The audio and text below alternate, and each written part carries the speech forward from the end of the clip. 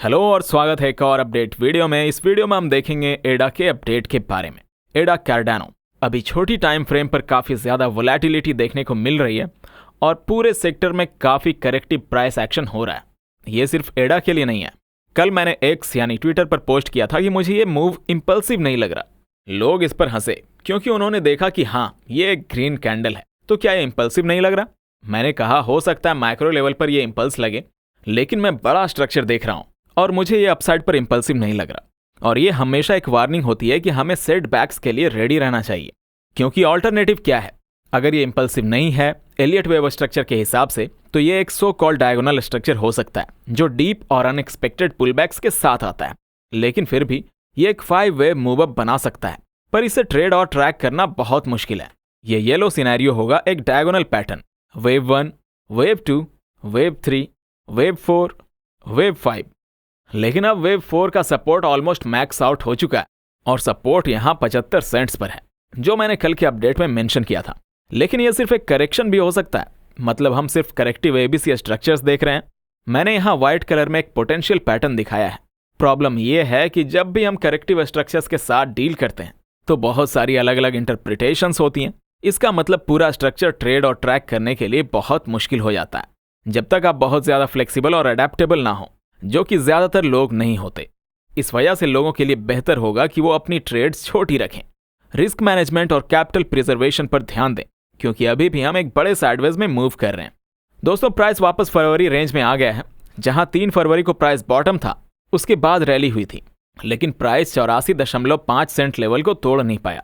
82.5 cents. कुछ दिन पहले प्राइस ब्रेकआउट हुआ था डोनाल्ड ट्रंप के ट्वीट की वजह से।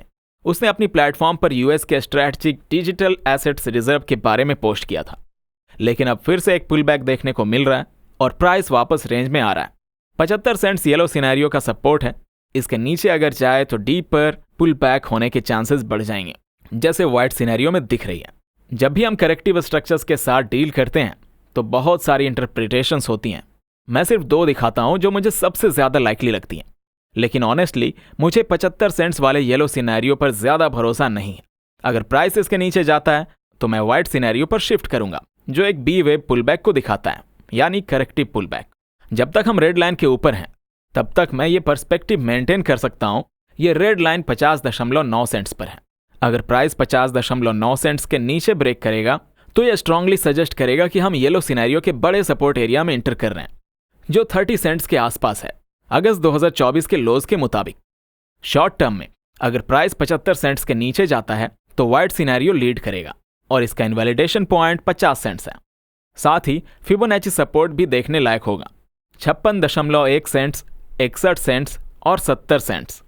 तो दोस्तों, विजिलेंट रहो, केयरफुल रहो, और हमें यह देखना होगा कि प्राइस लो बना चुका है या नहीं। तो हमें एक 5 वेव मूव अप देखना होगा। हाँ, वो मदद करेगा 5 वेव्स अप, 3 वेव्स डाउन, जो सी वेव का स्टार्ट दिखाएगा। अगर हम येलो सिनेरियो में हैं तो हमें 5 वेव्स अप की जरूरत नहीं है, क्योंकि ये एक एबीसी स्ट्रक्चर होगा। साइडवेज रेंज में सिचुएशन काफी मेसी हो रही है, लेकिन अगर प्राइस 1.16 से 1.17 डॉलर रेजिस्टेंस तोड़ता है तो फिर 1.42 डॉलर, 1.72 डॉलर या शायद 2.30 डॉलर तक टेस्ट करने का चांस बन सकता है। तब तक हमें फ्लेक्सिबल रहना होगा। अभी भी एक रेंज है जिसमें प्राइस ऊपर नीचे हो रहा है करेक्टिव स्ट्रक्चर्स के साथ। तो हाँ, कैपिटल प्रिजर्वेशन को प्रायोरिटाइज करो या फिर थोड़ा जूम आउट करके क्लैरिटी लो। ये मेरा लोअर टाइम फ्रेम का व्यू था। अगर पसंद आया हो तो लाइक बटन दबाएं, कमेंट करें अगर कोई सवाल या सुझाव हो तो, और चैनल को अगर अभी तक सब्सक्राइब नहीं किया तो सब्सक्राइब कर लें। वीडियो को आखिर तक देखने के लिए आपका बहुत बहुत शुक्रिया। मिलते हैं अगले वीडियो में।